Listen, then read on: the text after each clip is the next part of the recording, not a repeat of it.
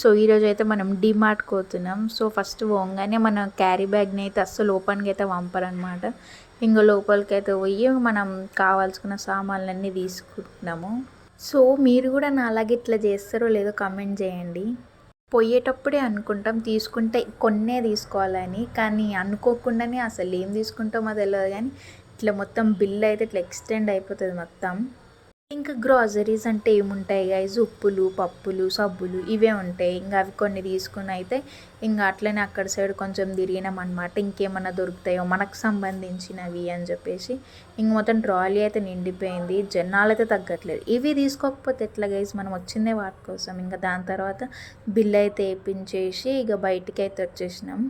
ఇక బయటికి వచ్చిన తర్వాత డీమార్ట్ ఐస్ క్రీమ్ తినకపోతే ఎట్లా చెప్పండి గైస్. ఇక అది కూడా కంప్లీట్ చేసేసి ఇక ఇంటికైతే స్టార్ట్ అయిపోయినాం. So stay tuned for more vlogs. Bye guys.